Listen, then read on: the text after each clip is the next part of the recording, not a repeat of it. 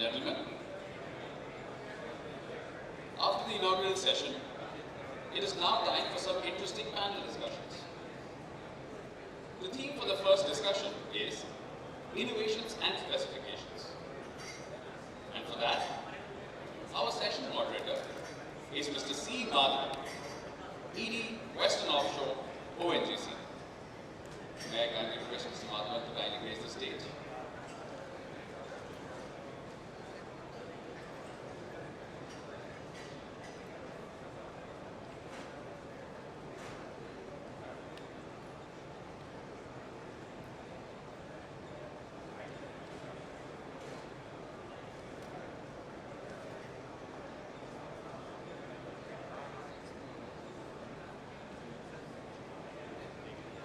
A big round of applause for our session moderator, Mr. C. Mathavan.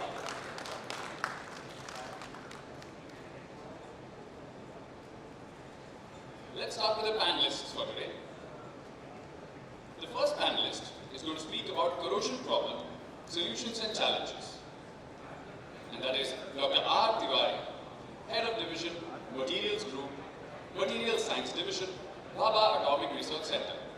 Ladies and gentlemen, Mr. R. Tewari. Big round of applause.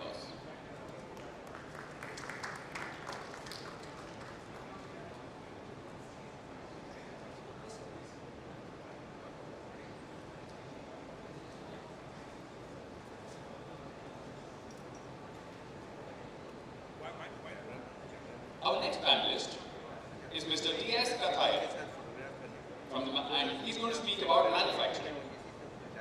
Mr. T.S. Kathayat is the President and Global Operations Head, Pipe Business, Welspun Corporation Limited.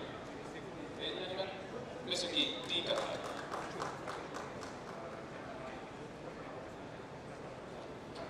And last but not the least, Mr. Shekhar Joshi, MD, Chugoku India Private Limited, who's going to speak about asset lifecycle management.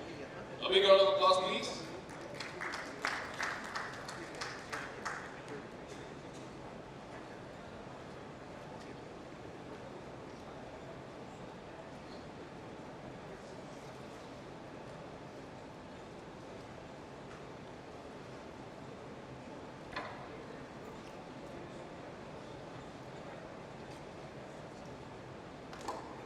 Welcome, dignitaries.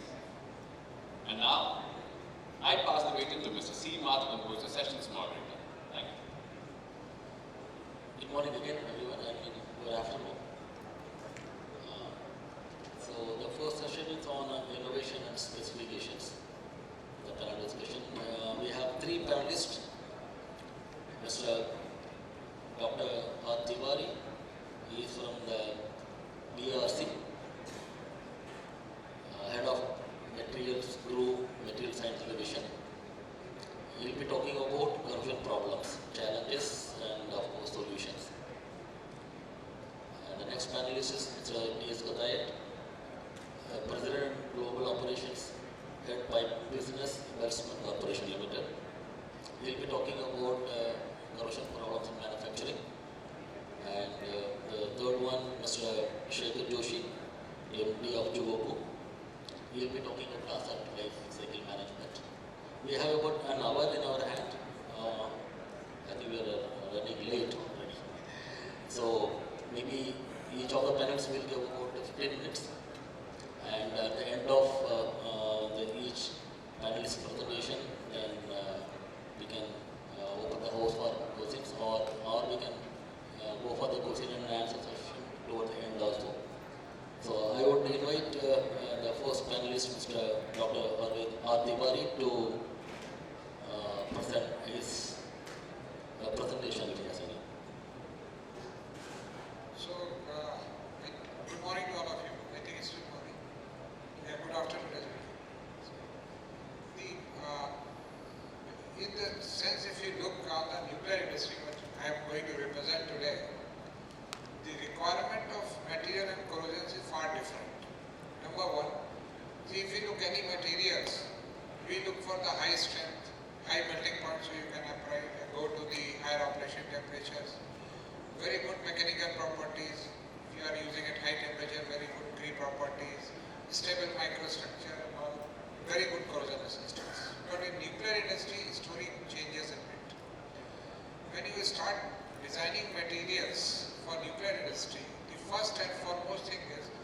should not absorb neutrons generated in the reactor. That is the primary criteria which can override any other criteria. And that is why the first generation of reactor, what is PHWR and what's coming up. Rather, Prime Minister a week ago inaugurated 2 reactors, 700 megawatt in Kakrabar, and now we have been assigned this job to give 1 every year.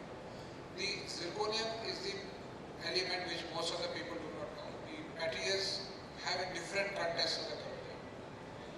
But the major problem comes that in a reactor we have 300 kind of tubes are there, and these nearly 3 to 350 tubes are there depending on the power of the reactor. These are attached with the carbon steels, and these carbon steels generally suffer from this what is called the flow assisted corrosion, because the water flow is close to 10 meter per second, and that is where it eats away the oxide layer. And in the process, slowly what happens that your tube become thinner and thinner, and finally one day puncture takes place. This we learned through a very hard way. Or other, along with us, the rest of the world also learned this thing very hard way, because in the beginning we were thinking that if the proper oxide coating were done, then this tube is going to remain for eternal. But it is not that. We were focusing more inside the reactor about the corrosion in zirconium. But these tubes create a lot of problems. These pipes and all this create problems. One, because whenever you are shutting down the reactor, you are trying to reduce the flow. And then all of a sudden you pump and change the flow of that. So suppose there is a closed valve and you open that valve, the water really rushes into these pipes at a speed which is even 40 meter per second. So it takes out, it physically erodes the oxide layer. Once the oxide layer is eroded, you start having problems. After a lot of, then the next oxide comes, then the next oxide, this process keeps happening. As we said, that corrosion is going to happen. We have to live with it. Over time, what we have understood, first of all, sharp bending should be stopped. The second problem is variation should be done in such a way that turbulence should not be created. This is a old phenomenon. But of late, slowly we started understanding that our carbon steel should have at least 0.3 to 0.4% chromium into it. Once you have chromium into that, this oxide layer becomes more adherent to the surface and it avoids the corrosion. That is the one we have very recently found. Second is that in the we have a steam generator kind of materials, which is alloy 800. In India we use, American use 690. Old time everybody was using alloy 600. Is a nickel based alloy, and they undergo stress corrosion cracking. Because what happens if I just give you a little bit picture, then the reactor is have a primary circuit where the water circulates in the closer loop. Inside the reactor, water takes the heat, dumps into the secondary water coolant. Secondary water coolant takes the heat from the tertiary, that is the natural water, and that's the way the condensation takes place. If there is any puncture in the condensation, this happens in the wraps and also happens in the maps. Then what happens? The natural water started mixing with the very high demineralized water, and when it goes to the steams, it causes what is we know nowadays as called denting process. That is, the muck started forming and suddenly you see the heat coefficient is coming down, and sometime because of the water flow, it started packing choking the material and pressure started mounting up. And because of that, tubes started bending over it. So later on, after the first of the reactor was the Rajasthan reactor that we call RAPS. Second is the Madras Atomic Power Plant, we call MAPS. So from MAPS onward, we changed the design. And that is where water chemistry has to be controlled. So before that we were cleaning the water by putting alum and all. Now we don't want any solidification process, any solid material formation, any precipitation formation. Water should be extremely clean, and if ever you want to have any treatment, the treatment should volatile. It should go, come out of the system, it should not solidify. These are the some two things were of late involved. But now we are slowly moving towards the next generation of reactors called the fast beta reactor. On this Monday, Prime Minister inaugurated one of the largest entity of reactor where sodium is kept. are moving away from non-aqueous system. See, we generally used to think sodium is very benign material.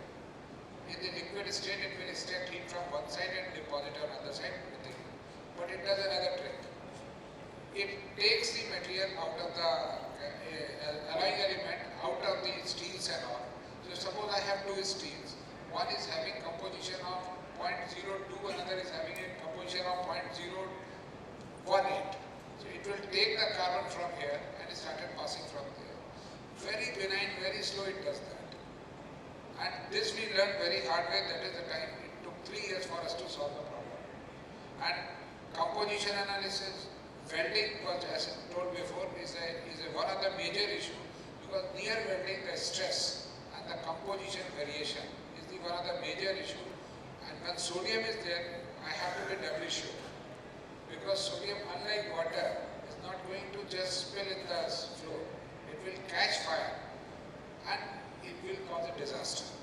So doubly assuring is required. Similarly, we are moving some other materials and sodium takes out the oxide layer on the steel much faster than water does. And that is where the problem of the corrosion has to be very, very carefully monitored. You cannot contaminate sodium with any chemicals. You cannot do all those kinds of, and so all together different ball game is coming up. Now the third point I wanted to say was, we are looking for the molten salt reactor. In the molten salt reactors, now these are new reactors which are going to come in next 20-50 years, because the entire world is now talking about hydrogen production. So rather producing electricity, we want to produce directly hydrogen. That is what MSBR reactor, that is molten salt reactors are coming. Now molten salt reactor, when you go for designing the material, your all intuitive learning of the years of corrosion will go for a toss. Reason is chromium is the element we keep using in our order to mitigate corrosion. And chromium is the first element in the molten salt which etches out of the material to the molten salt. Because chromium forms the fluoride. And chromium fluoride is one of the strongest fluorides. So the first element which is going to leave away your structural material is the chromium. So you cannot use chromium. The second element everybody talks about is the titanium. Titanium is the next element which can be taken out of that. So many of these things are opening up regarding the welding. If suppose I want to go for a completely exotic material, some tungsten based material or something, welding tungsten is next to impossible. The moment you try to weld, DBTT goes to 400 degrees centigrade. So these are some major challenges coming up. My point is now corrosion should not be limited to the very small arena of steel, water. Corrosion is a much bigger spectrum it has. And as we are looking for going for the more advanced system, petroleum and all, they are the convention we are working for many years and all, and some solutions are there. But many new things are opening up. Recently, I tell you, in ISRO we were examining one thing. The ISRO rocket takes more than half an hour to reach to the space. But within this half an hour, there are certain corrosion take place. If you do not take care of, many of our rocket failure were because of that corrosion. And we don't know why. Because liquid nitrogen temperature is so low that if a small variation in the chemistry and DBTT crosses that, any fluctuation during the flight will break the rocket off. So many new problems are coming up and many of these solutions are not there. Now, I do not know whether I should say this, but what happened recently, I came across one corrosion problem. These are the common corrosion problems. That I was in your voting machine. One of the switch was not working, and as it is a politically sensitive issue. So what was happening? Those machines, they are used, packed, and then kept for 1 year time. After 1 year, when you open, then there is a very small corrosion, especially statement because copper was there. And if you keep inside Bombay, close to Bombay, when chloride is in the atmosphere, copper chloride formation at the surface will stop the electric contact. And it became such a big issue that we had to go and defend our case in the Supreme Court that there is no false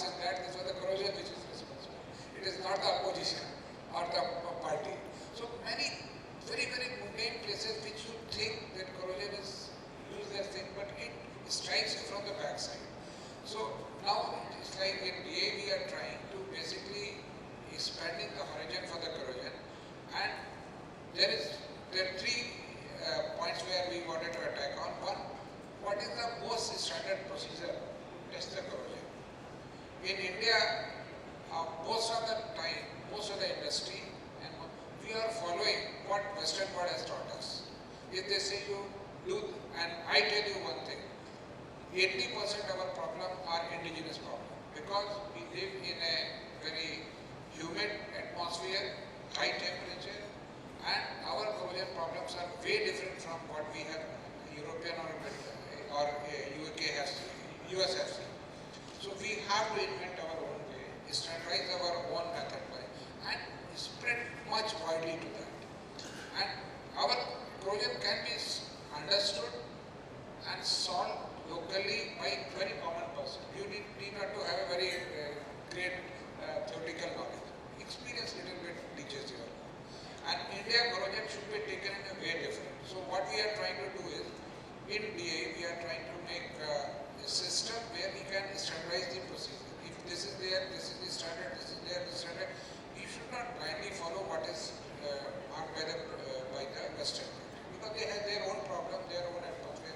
For them, low temperature, ice is problem. For us, high temperature, humidity is the problem. So our all things are different. Second point is that material is still all said and done. Our quality of material production is still slightly on the lower side. Our specifications are never tight defined.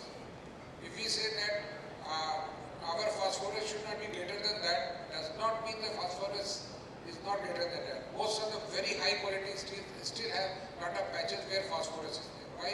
Because Indian coal is having lot of phosphorus. Somewhere they've used it, it is coming in the system.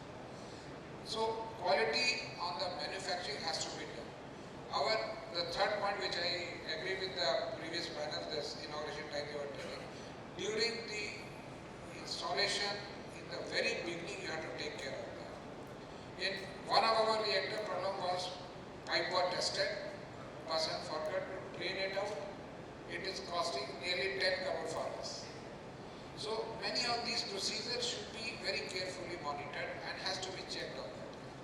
And during the manufacturing we have to take care of, just like I was telling, sharp welding procedure, how strongly forward. See, sometimes they do overdo the things. One welder, while welding was given the standard procedure, he thought he is doing extra work, he gave extra code. Because of that extra code, local galvanization is started. And because of that, the pipe failed. And when we found out, he was angry that why he has been punished for doing extra work. So these three things we require to take care over time, and slowly we had to build up. I long time said in one other this point also, that corrosion we are taking as a sort of a remedy, rather going with the prevention. Except some places, most of the time when damage is done, then we look into what is to be done, rather than taking a preemptive action. That is the last necessary. If we want to prolong the life of the very critical component coming up, we want to now, as country will develop, we require more materials, more exotic materials, more dangerous material, if I want to say from the environmental perspective. So holding this material in environment requires much different specification than what we generally do. I think with this, let me thank you all of you.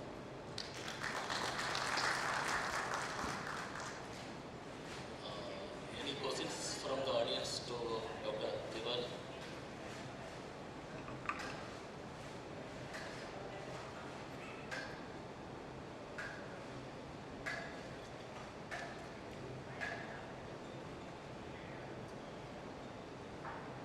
Thank you, sir. I'm Shekhar from Tata Steel. As you said that in your nuclear reactors, the pipes are connected to your carbon pipes, where you have changed the specification of the chromium limit from 0.3 to 0.4. What were the earlier specification, and based on this learning, are you going to make certain changes in the specifications for the pipes to be used in this nuclear reactors? Actually, point is that this specification has been recently introduced already. It took some time for us because in nuclear system, if you are going to put anything, it has to undergo a lot of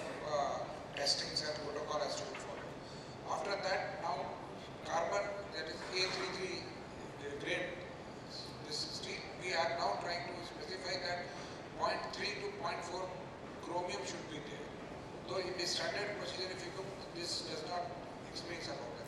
But that has to be introduced, and I now think that most of the world is going to follow that.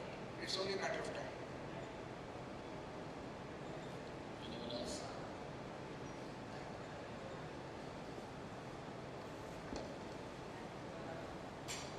Everybody, my name is Gaurav Ravesha. I'm from Offshore Pigments. We are in the making of anti-corrosive pigments and other pigments.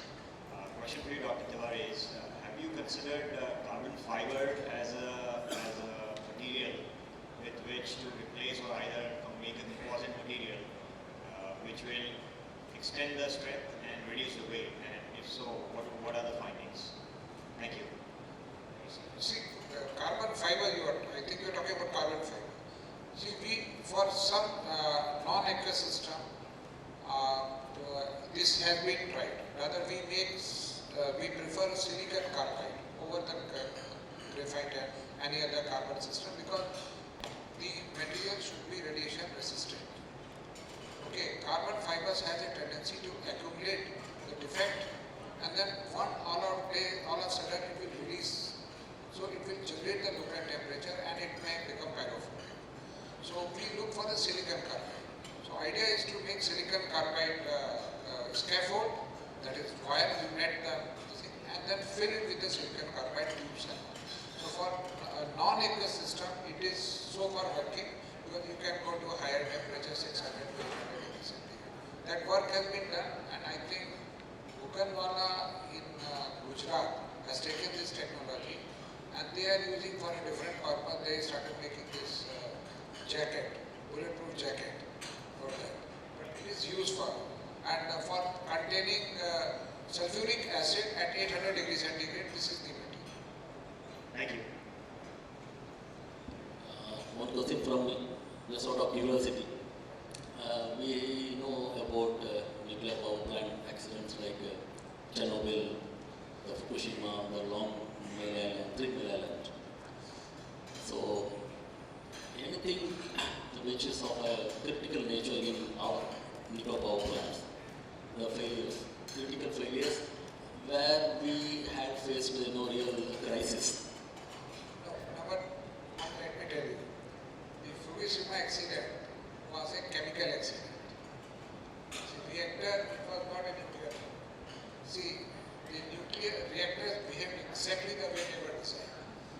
The uncontrolled reaction between zirconium and water is out of control. Not a single person died. 316 people died because they were transferred from that place to other place. And most of these people were lying in ICU and they died. Most of the time, even in Chernobyl, which is a nuclear accident because of Russian, that is, when you put the gun point at a person, it takes the emergency. This he was trying to do that. The radiation fell around, only 3 people died because of so-called radiation damage. But okay, 3 people died on that. But 15,000 people were displaced, and out of them, 300 people committed suicide. Now, yes, because their job has gone, their money has gone, and they had nothing to look forward to. Nobody talks about that. How many people died in the Bhopal gas tragedy? Yeah, in the vicinity of 10,000. How many people talk about it? See, the problem is, there was a competitive race going on. Different companies were trying to project different things. So my question was not... No, I'm coming. No, I haven't plants, have we reached a critical... No, I'm telling you that... Or especially to corrosion. See, I'm telling you, corrosion related issues are there. What we do is, we do very tight inspection.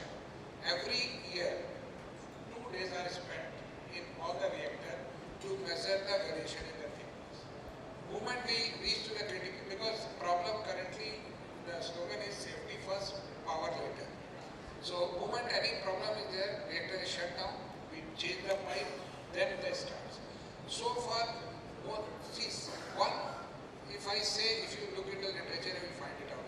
In one reactor, there was a price given. See, currently our safety record is so good that the largest time when a nuclear reactor operated for production electricity is 900 that is the Kakrapa reactor. The second is Narora reactor. So now our upscale is around close to 90% upscale. But in this we had to take care of, now over time we learn the sort of the rule of the game. Which are the reasons, just I was telling you, just like near wall. Now some provision is given so that water should not gush or turbulence should not create. Many of these precautions are taken. So far, see, PFBR is a new ball game. We really do not know. So we will very slowly going into the process because in the world we are the second country. Even American don't try. No country tries except Russia. And Russia are not sharing their safety data with us because what happens inside nobody knows. So this is a completely unknown territory for us. For first generation reactor, rather Tata Steel is now, they want one nuclear reactor, captive plant is for their Disco plant because they are finding most stable electricity is coming from them. And they are after us to give them the design and material so that they can start. Similarly, Jindal Steel also. So safety record is so far very good, but future always has some surprises. For example, the Fukushima accident took place not because of the earthquake, because of the tsunami. So the station blackout was not thought of. Now in the new reactor 700 megawatt, we even given thinking that even suppose terrorists go inside the control. Will it able to control the reactor? No. So this kind of precautions have already been inbuilt into the system. It is to our what I want to say that it's to our competence that Indian nuclear safety record is one of the highest. We never had any incident so far, and touch wood, they should tell you the same way. Yeah, with this, I think the time is up for the first panelist. Now we'll go to Mr. Kathayat.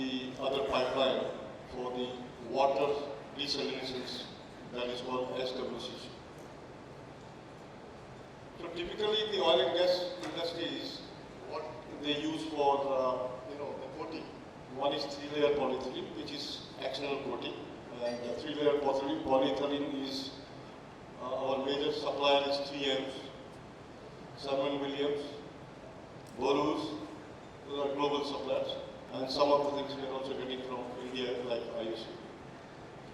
And coming to, so these are all CSA. I do not know how many people know CSA. We are the only Indian company who is qualified by TC Energy for LNG project. We have done almost 3,000 crore project for LNG project in Canada, supplied by India. That is XAT grades. Outside is dual FB coating, fusion bonded epoxy coating, and internal epoxy coating. So this was 48 inch, 30 millimeter thickness, XAT grades. This was the first XAT project we did from India, and now it's successfully commissioned. Sen was the joint venture with DC Energy. And coming to single layer, dual layer, and internal flow epoxy, I'm sure most of the paint suppliers are supplying those either directly indirectly globally, because we are using 2 million tons of steel globally, and buying from India, there are 2-3 suppliers, like Tata is one of them, who is supplying us for the line pipe steels. In domestic, we are trying to create, we have a tough time to get these steels from domestic supply because of the quality issues.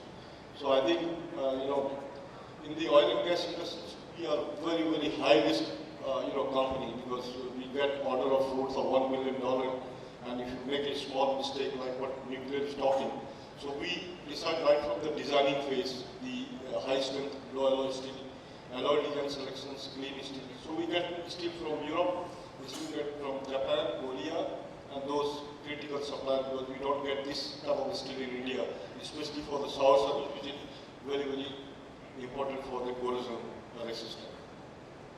And coming to the band, we do have band coating. So globally we are supplying to Middle East. Right now we are doing executing of Qatar gas. I don't know how many people know about Qatar gas energy now, Qatar energy. So we got 2 big projects of almost 4,000 crores. We just completed around 2,000 crores of one, and then we got the next order of region 3. This is the first order is being placed to India, to us, after rigorous R&D what we did in the last 5 years. Extremely for extreme sour service. So this is what we are now planning to execute. So steel is coming from Europe, steel is coming from Japan. We will be making these pipes in India and Punjab and supplying it to both internal and external coating with the CWC. So Qatar Energy is spending almost $25 million in the oil and gas for the next 5 to 6 years, where most of the pipes are being catered by only 2 suppliers in the world. One is Europipe and second is Welspun from India. So that's the region 3, which is extreme sour service. What we are talking here is general corrosion, but this is a typical extreme sour service where your CO2 content is more than 20%. So we have done a lot of simulations, a lot of laboratory testing in Canada, Singapore, Europe, and then as a joint industry project. Then coming to concrete wet coating, we need to have concrete wet coating as well. Generally in domestics, we don't get this steel, CWC except ONGC. ONGC is using the CWC coating for Bombay High, for offshore, and some of the project. But in the global market, wherever we are supplying to Gulf of Mexico, in US from India, Qatar, Saudi Arabia, these are all CWC coated. That is called concrete wet coating. Then coming to the customized wet coating, we'll talk about this. This we did for Australia last 6 months back, and now the project is very important coating. What we are doing customized, we generally don't do in India. We did first time, but getting raw material was a challenge. We got it from Europe by Hook Group during the COVID time. So this is typically flow chart. Now, this is a surface and corrosion. So surface cleanness is very, very important. As long as, I am sure you people are aware of SA2.5 surface finish. So first, applying the coating at the, I'm not talking about the coating applied in the side, coating applied into the mill and the coating mill. You see the kind of process flow, what is follows, and go in detail. So surface preparation is very, very important. So you need to have a salt contamination test before going for the plastic, so that you get a good acid 2.5. We are talking about acid 2.5, but Europe is talking about RA4. So they are going into more detail. So they need very clean surface before this. So this is the typical flow chart for the coating one, which is for external coating for 3LPP and 3LP. And this is the dual LP, fusion bonded epoxy and dual fusion bonded epoxy. Fusion bonded epoxy, I don't want to go into the detail, we do have the comparison. So typically in the developed country, people are using LP and dual LP. In India, we are using 3LP more, but there are various demands of 3LP and dual LP and LP. So typically, this is the flow chart what we use. This is the internal coating facilities. So preheating, blasting, blow, and then the internal coating. So these are the critical recent customized coating what we did in India, in Anjar for one of the Australian project which is under construction now. So what is called EPDM rubber coating for riser pipe. So typically used for riser pipe. And fiber tech system for horizontal directional drilling pipes. Again, one is gas pipeline. And internal flow coating of the small diameter belts by robotic mechanized system, which is one of the important because generally the belts are not coated from ID because of the space constraint and the safety reason, but we did a mechanized coating here in the belt. Then coming to the internal flow coating of large diameter belt. So EPDM rubber coating for riser pipes. So typically if you see that it's called ethylene propylene dimonomer. This is the we coat into the plant. It's called rubber coating provides protection for the riser pipes in the most corrosive area. So wherever you have more corrosive, this type of customized coating is advised. Then coming to suitable for maximum operating temperature around 100 degree, 110 degree C. That was the objective. So this coating was not done. We did some study with the customers in India. Then we finally successfully done the prototype, and then we put a systems automatic into our facility. And advantage. What are the advantages of EPDM? So EPDM is good polymer with elastomag properties, which means it is a polymer which is both viscous and elastic. That is very, very important. Then coming to the dimonomer provides the cross-linking that gives incredible resilience, flexibility and durability. That is the life. So we are talking in the morning, how can we increase the life? Typically for the steel catenary riser pipes. I don't have the picture right now here, but the steel catenary riser pipes are put onto the floating PSO. And the gas are connected to the wells. And the gas comes from the top PSO for the refining, then transported to the flow line the main cross-country pipeline to the onshore refinery. Then coming to the molecular mass structures, which is very, very mixed. Unbeatable in terms of elasticity and resistance to aging. Aging is also important because these pipes are moving in this direction to the sea. EPDM exists outstanding resistance to heat, ozone, steam and weather. This is one of the important factors even for the nuclear. So that is the purpose of having so that it should be good for heating, ozone, steam and weather. Then coming to what are the critical challenges? We had a lot of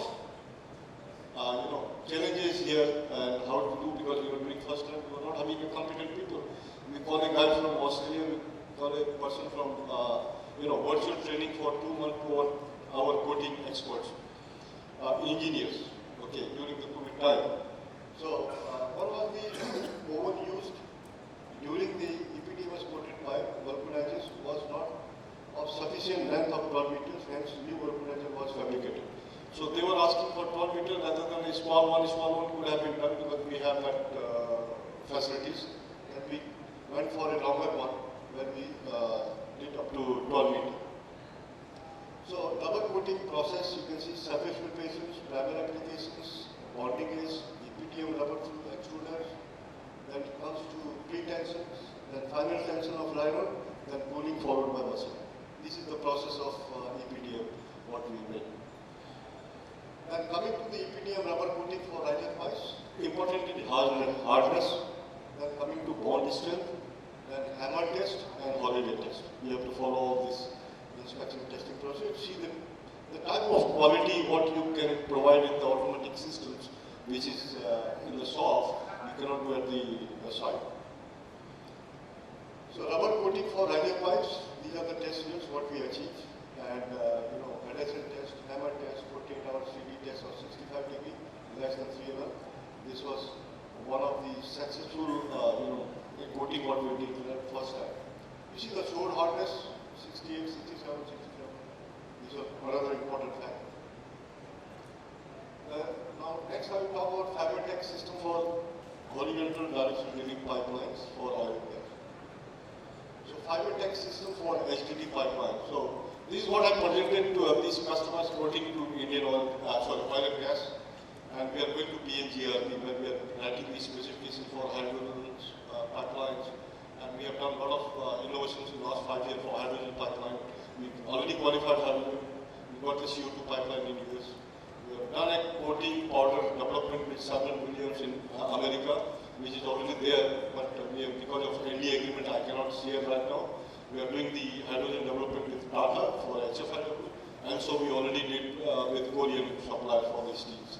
So in the future, if the hydrogen is another technique, so whenever there is a new conference, we'll be able to share you about hydrogen development, what type of coating is required, especially when you pump hydrogen. Because in most of the oil and gas in India also, in the existing pipeline, we are trying to pump 10% of hydrogen into the methane.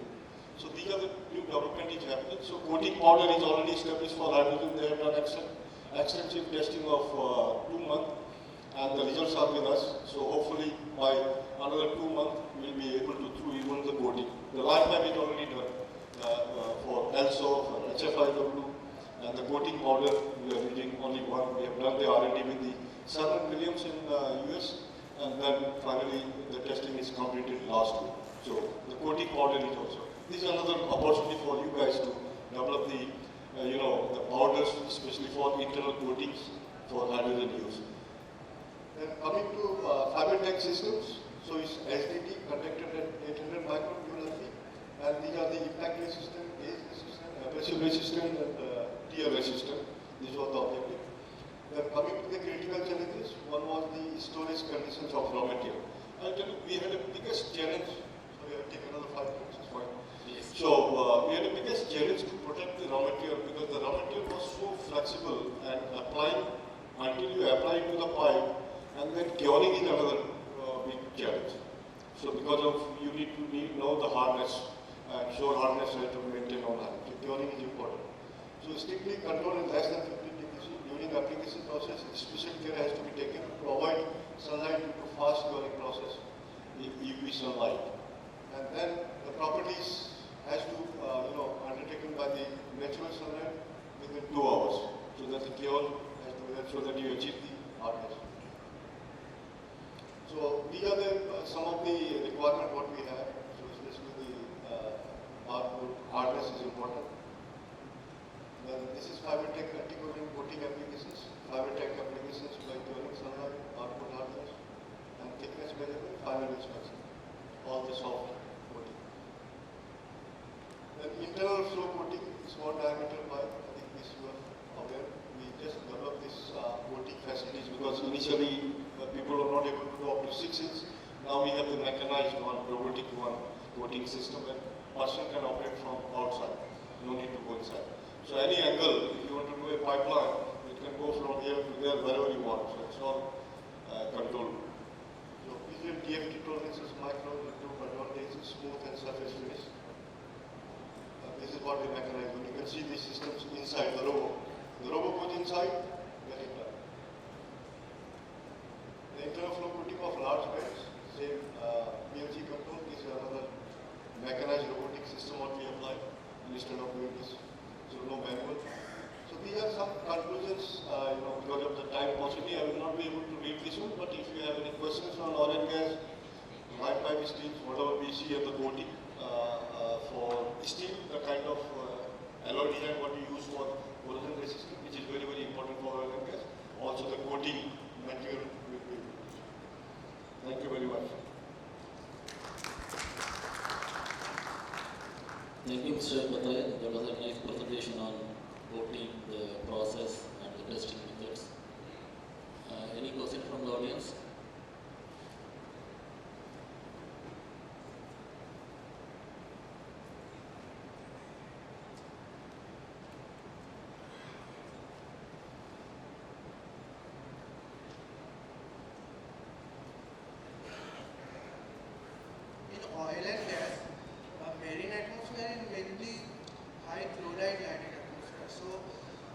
their piping and equipment, we need to provide external coating. Okay, so I wanted to know if some pipelines are, piping and equipment are operating very low temperature, and low temperature in coating adhesion problem can be seen. So very low temperature, suppose minus 45 or below that, which coating type we can use? So there are coating which can go even up to minus 80. So even the steel, even this one, especially when you go for different type of, it depends on the what type of gas you are flowing. I'm not talking about oil, I'm talking about the gas. So generally why the coating is applied on this basically to delay the friction so that you have a good flow of gas. This. There are various type of coating where low temperature coating is applied. We can suggest you some of the coating what our vendors are supplying. You can go up to even minus 80, there is no problem. Even we are working still up to 100 degrees nuclear silicon. So we are doing in oil and gas, Alaska, minus 45, the steel and the coating. It's not a problem. Okay.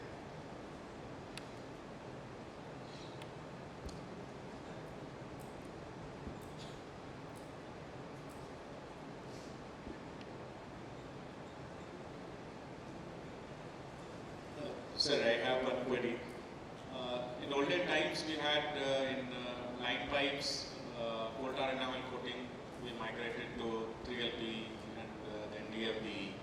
All that is what we are using is based on plastics and polymers. Any commercial development of coating which is non-plastic polymers, so that which is environmentally safe. That is number one. Number two. You talked about internal coating of small bore pipe. Whether that is, that can be done only in factory setup, or that can be done outside also in field also. That is my question. So number one is, there are some pipes which are already there, composite pipe. I do not know how many people you know that. There are some pipes which are replacing in the lower pressure, especially the composite pipeline. But typically for oil and gas, the coating we use FB, 3LP. If you see in India, we did the first project in 1999 for IACM, 700 kilometers, 18-inch coal tar coating. First plant we put up in Dahej. And then that was the only order and the last order what we see. So if you see the history of coating in India, I would say even from the outside world, so they come up with the coal tar. And even ONGC is the biggest example. Wherever you see the pipeline, this one, Welspun, this all are coal tar pipeline, which is very good.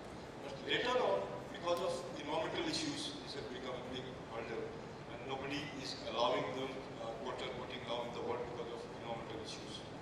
So the migration happened from coal tar to 3LP to FB, now FB to all various type of coating. So if you see, there are merits and demerits of 3LP, FB and development. So if you see, that is our experience, what we see, compare and talk globally. If FB is very good for the bending, bonding on the surface materials, and it has got more life when it is underground compared to 3LP. Definitely there are some mechanical damages, prone to mechanical damages during handling, during the excavations, actual third-party damages. But FB is used in actual coating globally for offshore and onshore. We are the biggest example. We have supplied globally for 3 times of the earth to oil and gas coating pipe, including Gulf of Mexico, Asia, what I talk, Australia, Europe, US, all Gulf of Mexico pipes are we have supplied from here after 2009. All FB coated, CWC coated, no problem. Now coming to coal tar, I think coal tar is nobody using now in coal tar because of it. So there are new innovation happening in the paint industries, the coating materials, especially this one, where they wanted to minimize the thickness, get the good bondability. CSA is the big example. You see, he was talking about the material. We are doing qualifications 10 years back for Canada, minus 45, something raised. And we got the material from 3M Canada, and get it qualified, we did not qualify, we did 10 trials.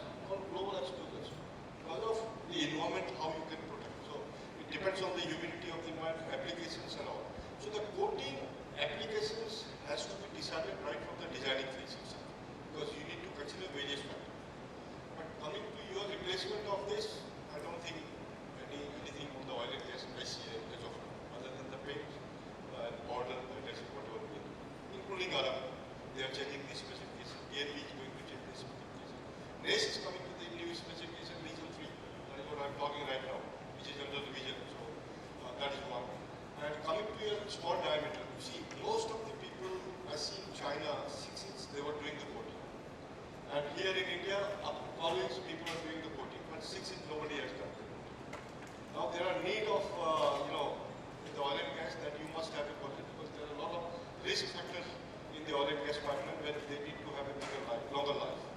To apply outside is the 3LP coating or FD coating, and inside is the epoxy, especially for flow as well as corrosion resistance.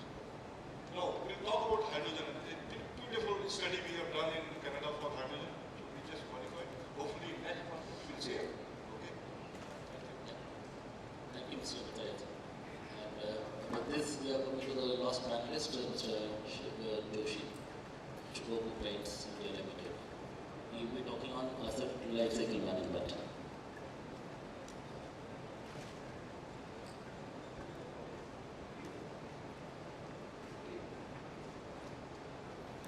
Good afternoon, everyone. Just we are after this, I believe there will be lunch time, so we need to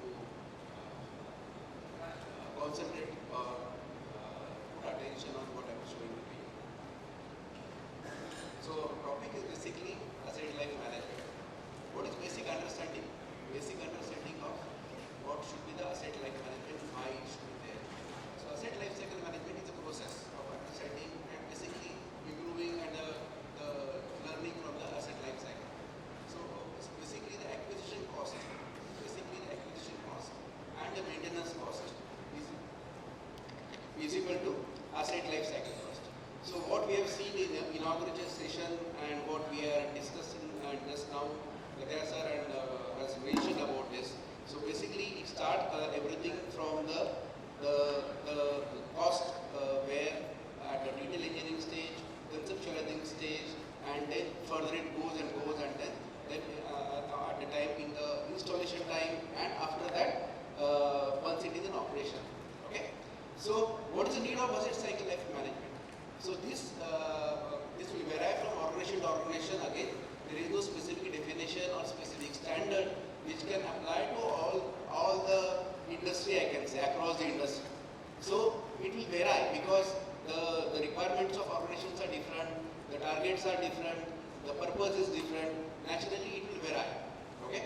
So the technology asset life management became more prominent in last one decade, I can say, because earlier the focus was not on that. So what is the need of again this cycle management? The definition of sasta sundar tikau. So everyone we used to talk about when we want it should be अच्छा होना चाहिए, it should be like this, it should be टिकाऊ होना चाहिए, मतलब it should be the durable one what we have, but at the same time it should be the cheaper one. Why should be cheaper one? Why should be cheaper one? When we look at your home, we talk about everything should be good in my home, everything should be perfect in my home. Why not in your organization then? So why not the asset what you are having in your organization? That's also very important. Previously the emphasis was given more on the acquisition cost, and it was the maintenance was mostly ignored. So long life paint system was often ignored, or it may not be there, or it may be at a very few pockets it must be there worldwide. I'm talking from the Indian context point of view. Okay, this is a diagrammatic representation.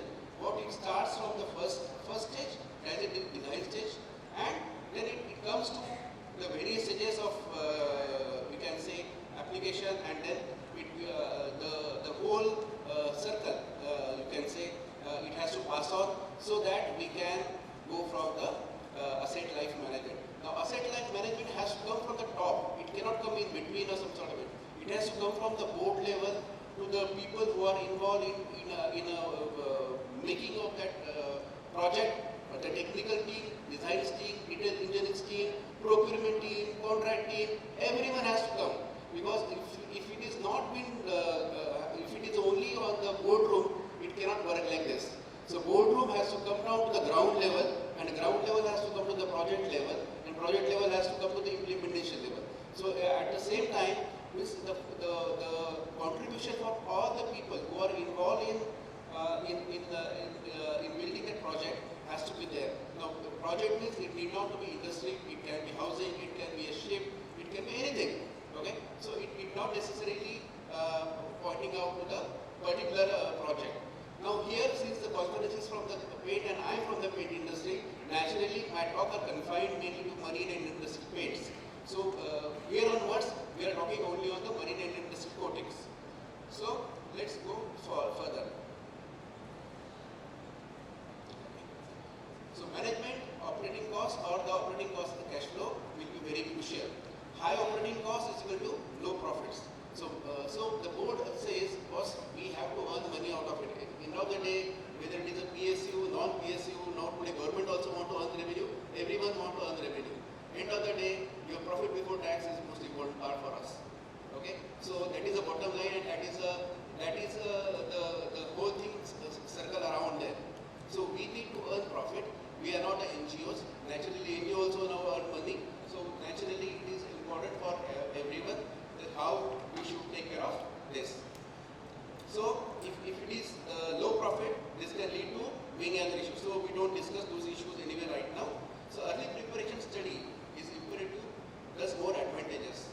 Life of the asset determined, need to study conceptualization stage. That's what we discussed. We heard also from the eminent speakers, panelists, what we had in our discussion. The engineering department, procurement department, and the key inputs from the top management plays an important role. Thus, need updates on regular basis on a major cost component, because what happens many times, some of the cost components may be ignored. At the same time, some of the cost components may have the higher value or lower value, whichever it may be, but it are the critical one. Okay. So with respect to the coating application, right coating is very important. That is what we discussed in the morning also. Again, we are saying the same thing.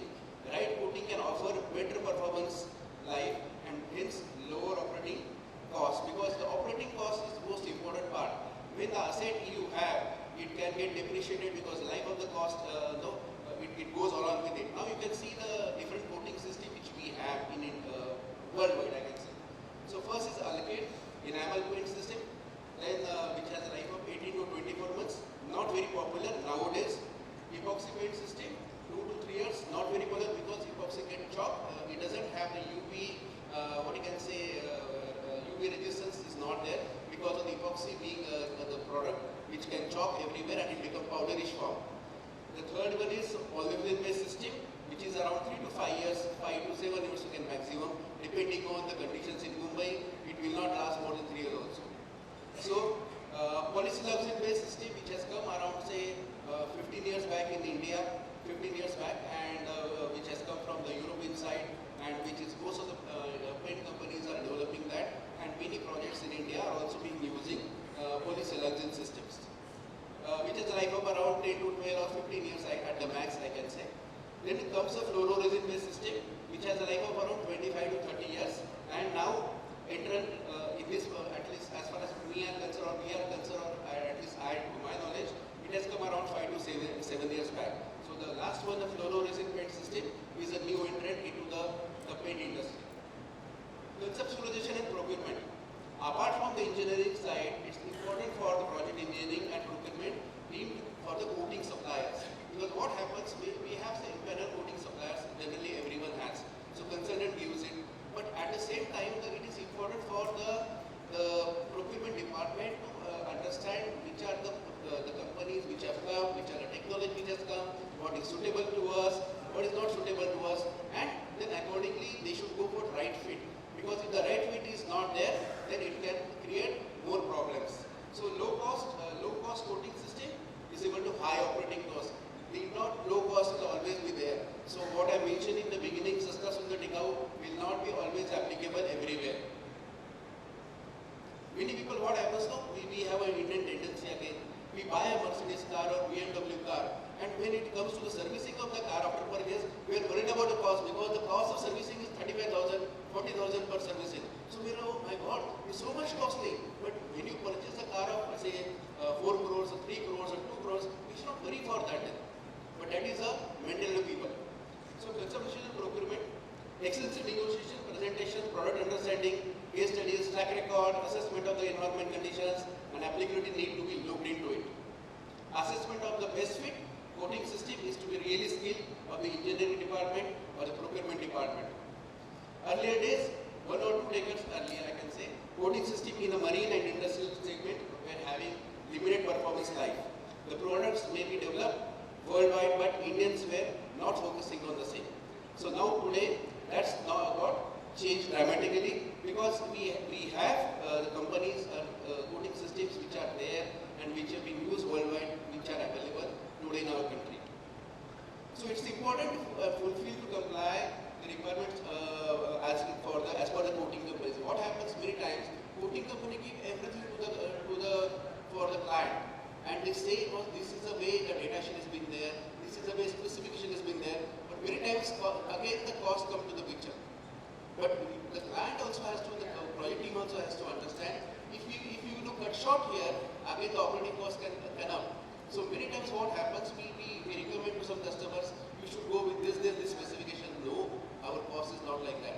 But again, in the total project cost, the paint cost or the coating cost is not very significant.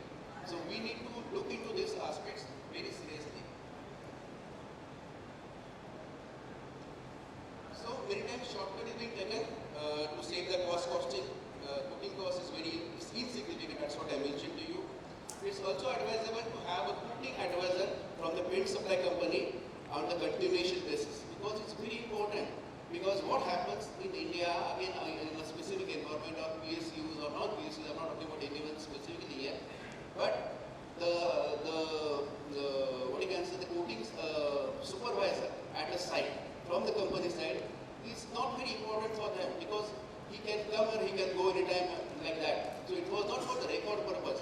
We should keep the records of all the inspections what they have carried out. The people should be accountable for that. People should sign the document. People should sign the specification. Naturally, once you sign, you be accountable for that. If you are not signing, then you can say, oh, I was not there. But when you sign the document, naturally no one will sign by closing the eyes. So it's very important for you to understand the importance of coating companies, what they say, and you have to take their actions accordingly. Completion and handing over. This is a time where everything is in rush. Everything is in rush. You won't believe it. Many people don't sign R&Ds also. They forget because you are in such a rush to complete the project and the 6 months are over, 9 months are over, 1 year over, finish. People don't sign the current documents. And then after some problem comes, then they come to the coating company, boss, we are not signed documents. It happened with us. One of the leading company in India. It happened with us. They didn't sign for 5 years. After 5 years they came to us. So it can create some serious problems. So one need to just take an example of this. You must be knowing this bridge, right? Which is just started recently in Mumbai. This was the left picture. What you see, the pink picture is during the coating of the during the construction of the bridge. The right picture is on completion of the bridge. Now we take this example, just an example for the asset life cycle management. You know who has built this bridge. Okay? So this is second example. Now this is second example I am giving you. This bridge is being there in J&K, and the previous one which I showed you is in Mumbai. Both are having the same coating system. This bridge, both these bridges are in J&K in near Chenab Bridge. Same system, coating system are there, but the purpose of system given is different. In the first bridge is the arrival sea saline condition. Second bridge is the height of the piers. The height of the pier is 105 meters. First bridge, both the bridges. So if you do the painting again, if you go with the normal kind of paint system, if you go with that, what kind of cost going to be there? If you go for in a first bridge, what you have seen, first bridge, what kind of operating cost? If you go for 15 years paint system or 10 years paint system, what will be the cost? Just imagine.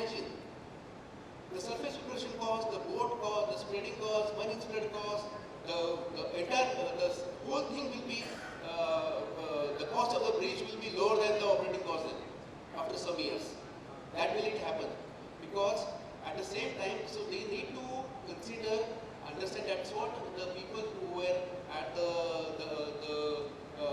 consultants or whoever are there, they apply the right coding system, and that is how it is there. Secondly, which I showed you, that this bridge again, this bridge has nothing to do with this. Environment is very clear. As per ISO 19330, environment problem not there. But the environment problem may become later on. But the height of the bridge is so high, which is around 105 meters, and the scaffolding to put there can create more problem for them, because that will be more dangerous, and that is how the entire the project can come to problem.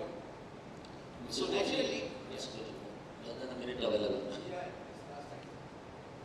Okay, now just give an example of this again, continuing that. So what is the bridge standard they must have applied? What kind of location? That is also very important. Cost of the bridge, yes, and what is the cost-benefit ratio? The cost-benefit ratio is the most important thing here. Higher the cost, benefits will be higher. Even if you put the air conditioning at home, at our home, we say if it is a window split AC, whether it is a copper that wire is the cable is there or not, or aluminum cable. Why we want copper? Aluminum not required because aluminum has a lesser life. So we think from that point of view. So we need to think here also. That's very important from the point of view of how we take care of asset and how we take care of our the entire asset life cycle management. So in the second one which I showed you, which you can read it very clearly, that the purpose has to be is very important. The next slide is again very important. Here we have done the cost analysis of 100 years. When the bridge is being built, the first, I can say, both the bridges are for, generally the bridges which are being built in India are for the life of 100 years, as you know.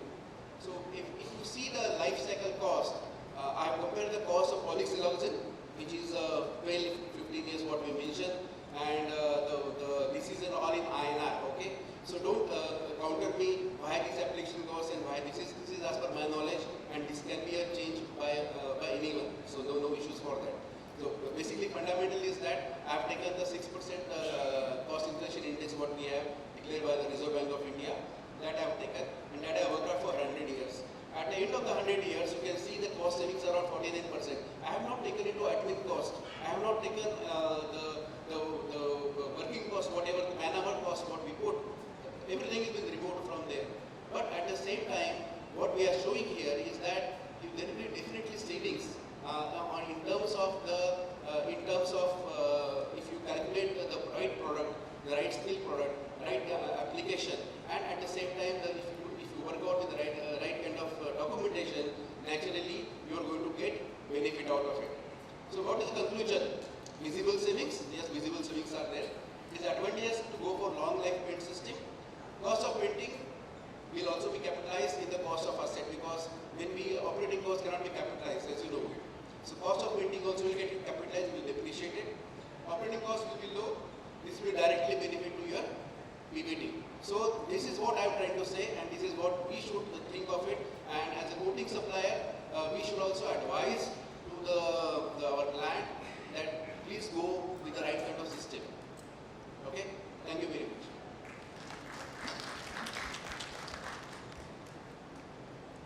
Thank you, Mr. Shekhar. Joshi, that was a good presentation on long life paint systems. Any questions from the audience?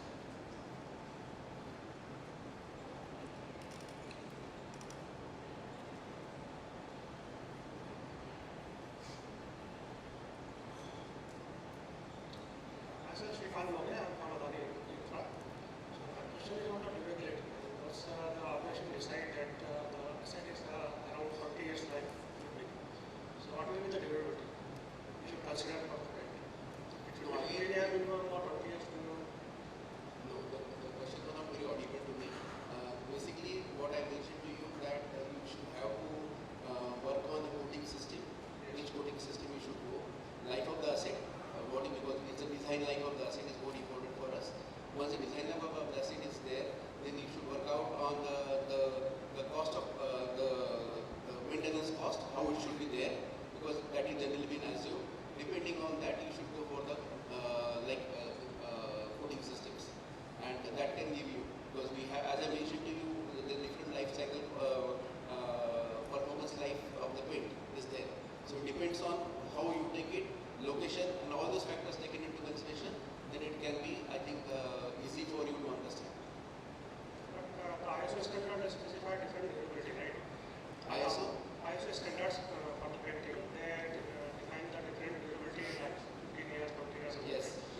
asset is 20 years life. 20 years, yes. 20 years after our asset. Then any specific durability we should consider? Minimum. Depends on the durability, what you want to say. I can't comment. My asset is 20 years in design, right?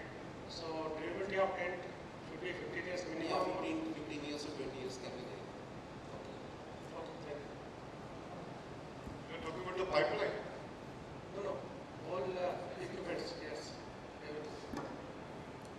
So I have a question, like when you say that the life is 25-30 years, I think there must be some methods to test that. So maybe you can tell us about that. How you say that it will last for 30 years? How I say for last for 30 years or 25 years or 15 years. Generally what happens, we being from Japan, we have a track record of those paint systems which have been proven so far, not on a hypothetical way, proven systems we have. And naturally with that context, you won't believe it, the second bridge which I showed you of the railways one, that bridge, Indian Railways is the first client for us that time, and they have done that kind of project in India. So this kind of C5 fluororesin paint system which came into the limelight of India by Indian Railways. So now what happens, the railways really understood, why it is required. So in fact it was going for Chennai, but due to the tender was already been issued by the Northern Railway to AFCONS, so they could not change the tender. So after that, out of 16 bridges, they went for 2 bridges only because the height of the pier was very high, and it was not easy for them to maintain those bridges. So that is what the study is. So I just give 2 answers to you. My name is Sanjay Chugoku. I am in this corrosion field for a long time. Just 2 things I can tell you. As you have mentioned that ISO 12944, the different segments are there. You are absolutely correct. So whenever you are talking about that 100 years, we do not have any testimony that ये pen लगा 100 years of चला. ये proof नहीं. There is no testing available across the world that हमने इतना सारे salt spray पास हुआ और UV पास हुआ तो that correlate in the actual environment. Second point, if you give the example of Japan, the similar environment is not available for India. So those contexts may not be very truly effective because 100 years देखा कौन? So आज का दिन में खड़ा होकर हम इतना बोल सकते हैं ये पेंट इतना साल टिका हुआ है, 10 साल, 20 साल, 15 साल, हो सकता है ये एनवायरनमेंट और 5-10 साल का आगे पीछे होकर ये टिक सकता है. So we can get a broad idea, but there is no correlation available as per the lab test and accelerated test can give you the exactly field में ये painting system कितना लाइफ दे सकता है. We are having a broad gauge. If you have a 2000 hour salt spray and if you have 5000 hour salt spray of the similar system or 2 different systems, 5000 salt spray is definitely much better, but it does not necessarily give you the idea that 5000 means 5 years or 10 years as a correlation available है. ठीक है ना? Thank you.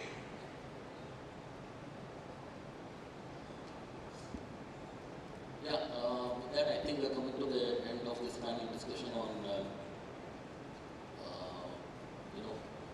innovations. The first one was by Dr. Tewari from BRC. We had enlightenment on many things like different advanced materials used in nuclear power plants. Even they have corrosion issues. And we talked about the stress on welding, the compositional change, and the procedure and all those things. And next, Mr. Kathayat, we talked about basically coating, different kinds of coating, internal and external, and how do they do the process of coating and the testing. And lastly, Mr. Shekhar Joshi on electrical management, especially with respect to long life painting, which will ultimately increase the life of the asset. Very thoroughly enriching and enlightening 3 different perspectives with respect to innovation in corrosion control. And I thank all 3 panelists for enlightening us. Thank you very much. Round of applause, ladies and gentlemen. That was really an insightful and information-packed discussion. Thanks to all the speakers. I would now request that the speakers be presented with mementos as a token of our gratitude and appreciation. I request that Madhavan, kindly present the mementos to the speakers. Thank you. Round of applause, ladies and gentlemen.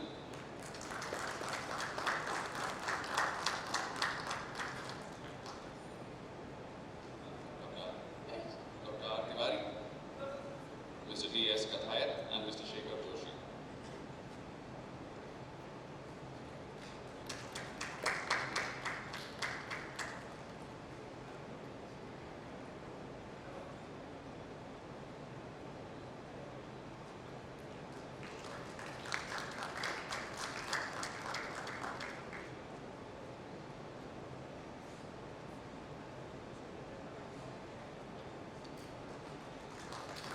I request Mr. Dr. R. Tewari to kindly present a memento to Mr. Mathavan.